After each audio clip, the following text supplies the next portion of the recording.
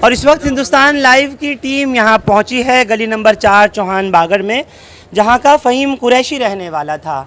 यहाँ उसकी पत्नी, उसकी बीवी और ये 3 मासूम बच्चे अपने बाप के लिए इंसाफ की मांग करने बैठे हैं।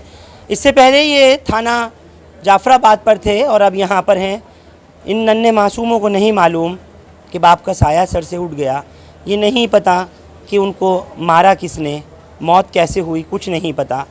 ये छोटी सी बच्ची एक गोद में माँ लिए बैठी है, ये बड़ी बच्ची है और ये बेटा है। जैसा इन लोगों ने बताया 3 तारीख से 3 सितंबर से लापता था और उसको जब आज ख़बर मिली है तो 6 दिन पूरे मुकम्मल हो चुके और ख़बर ये नहीं आई कि वो घर आ रहा है या लौट कर आ रहा है, बल्कि ये हुआ कि मौत हो गई और कुछ इस तरह से हुई कि नहीं पता चल सका मारा किसने है, क्यों मारा, क्या दुश्मनी थी। बहुत सारे सवालात हैं जो अपने आप में फ़हीम की मौत के पीछे छूट गए। और उससे बड़ी दुर्भाग्यपूर्ण बात एक ये सामने आई कि फ़हीम कुरैशी की लाश को जला दिया गया। इन मासूमों ने अपने बाप को नहीं देखा और इस बीवी ने अपने शौहर के आखिरी दीदार तक नहीं किए। उसके दोस्तों ने, उसके रिश्तेदारों ने, इलाके वालों ने, पड़ोसियों ने, मिलने जुलने वालों ने, उसके अजीज़ व अकारीब और अहल व अयाल ने आखिरी दीदार तक नहीं किए। आखिर ये विडंबना नहीं तो और क्या है कि इसी हिंदुस्तान में, आज़ाद भारत में, एक वो शख्स की जिसकी तस्वीर, जिसका चेहरा, जिसकी शनाख्त साफ़ हो रही है, हाथ पे जिसके फ़हीम कुरैशी लिखा हुआ है, उसको भी जला दिया जाता है, उसका भी अंतिम संस्कार कर दिया जाता है। आखिर क्यों? अगर ऐसा ही था तो हर स्टेट का वक्फ बोर्ड होता है, स्टेट के वक्फ बोर्ड को सौंपा जा सकता है बॉडी को। उत्तर प्रदेश में भी वक्फ बोर्ड काम करता है। लावारिस लाश अगर मिली थी और ये नहीं पता चल पा रहा था कि बॉडी को कोई क्लेम करने आ सके, यानी अनक्लेम्ड बॉडी थी, तो क्यों उसको, ये बात पता होने के बाद भी यूपी पुलिस को जब पता लग गया था कि ये एक मुसलमान की लाश है, हाथ पे उसके फ़हीम कुरैशी का टैटू बना हुआ गुदा था और वैसे भी सरकमसेशन से, उसके ख़तनों से भी अंदाज़ा हो रहा था कि एक मुसलमान है, क्यों उसको जला दिया गया? क्यों सिर्फ़ ये समझा गया कि ये लावारिस लाश है और उसका कोई पुरसाने हाल नहीं होगा, कोई इसको क्लेम करने नहीं आएगा? बहरहाल हम यहाँ पर पहुँचे हैं और जिस लड़के के साथ ये परिवार आरोप लगा रहा है कि 3 सितंबर की सुबह 11:30 बजे लेकर के गया था लड़का, उसका नाम अरशद बताया गया, जिसका ये घर है जो आप देख रहे हैं और एक ही दीवार का फासला है, बल्कि मैं कहूँगा कि ये सटा हुआ मकान ये फ़हीम का है। यानी अरशद और फ़हीम आपस में पड़ोसी भी थे, दोस्त भी थे और काम भी यहीं था जहाँ ये बैठ कर के अपने पति के लिए इंसाफ मांग रही है। मजबूर, लाचार ये पत्नी और ये मासूम बच्चे जो आप अपने स्क्रीन पर देख रहे हैं। अभी तक क्या कार्रवाई हुई है, कुछ बता सकोगी क्या हुआ? कुछ भी हमारी 7 दिन में कार्रवाई नहीं हुई। हम जाते हैं तो जगदीश सर कह देते हैं हमने 16 थानों में, 26 थानों में हमने रिपोर्टिंग भेज दी है आपकी, वो रिपोर्टिंग भेजी है, तो अब ये लावारिस लाश कैसे कहलवाई गई है? साहिबाबाद थाने को मुतला नहीं की गई थी। साहिबाबाद थाने को इतला की जाती तो ये लाश लावारिस नहीं होती। जब हम 5 तारीख को वहाँ पहुँचे थाने से, पहले 100 नंबर को कॉलिंग करी तो 100 नंबर से फ़ोन भी आया, वो बोले थाने आ जाइए आप।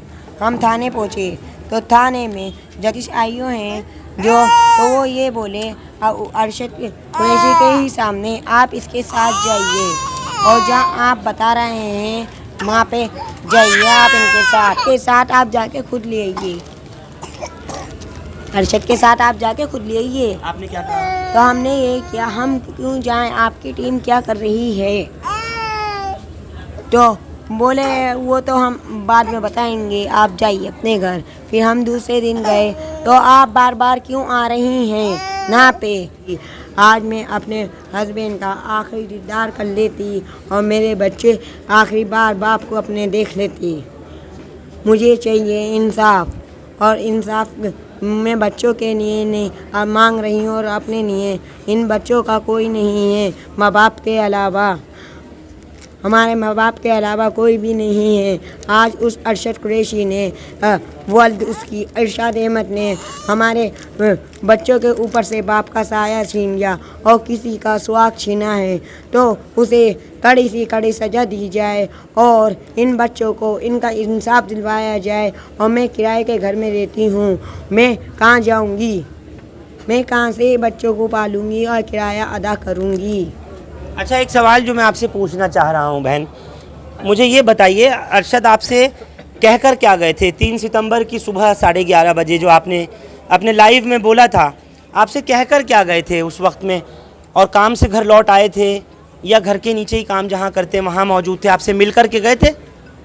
नहीं, इन्होंने फ़ोन करके बुलाया था फ़हीम कुरैशी को, उसमें मुझे कुछ नहीं पता था। उसके माँ बाप ने ही मुझे, उसकी माँ का नाम, माँ ने ही मुझे फ़ोन करके किया। मेरा पति और तेरा पति और मेरा बेटा और जिसकी स्कूटी है सलमान कुरैशी की, वो स्कूटी लेके गए हैं, कहाँ गए हैं। तो हमने किया, मुझे क्या पता। तो फिर हमने दोबारा उन्हें फ़ोन कॉलिंग लगाई है, तो उन्होंने कॉलिंग पे कुछ जवाब नहीं दिया। फिर हमने दूसरे दिन पूछा तो नहीं, हमारे बेटे के साथ अरशद कुरैशी के साथ ही हैं। तो हमने कुछ नहीं किया। 10-10:30 बजे मुझे जाफराबाद में अरशद कुरैशी मिलता है, तो मैंने एक ही सवाल किया अपने बेटे का नाम लेके, फ़हीम कुरैशी के बाप कहाँ हैं?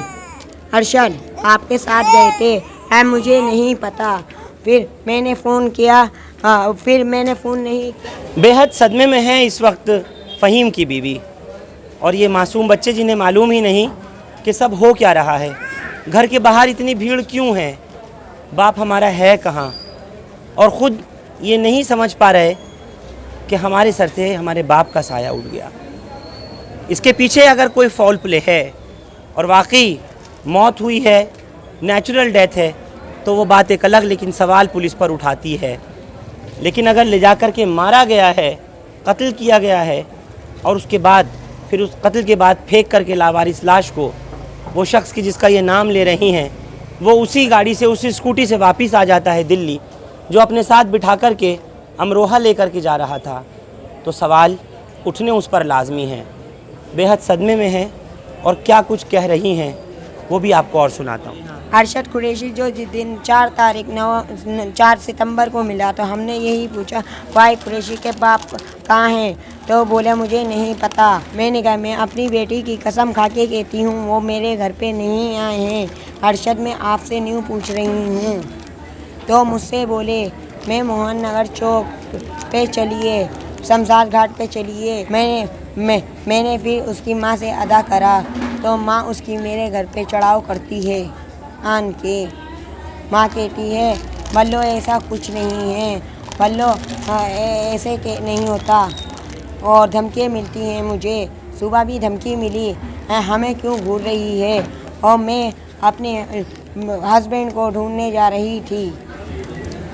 बहरहाल आज पूरा समाज इस बात को कह रहा है कि इन मासूम बच्चों को इंसाफ मिलना चाहिए। इस महिला को कि जिसने अपने पति को खोया है, इसको इंसाफ मिलना चाहिए।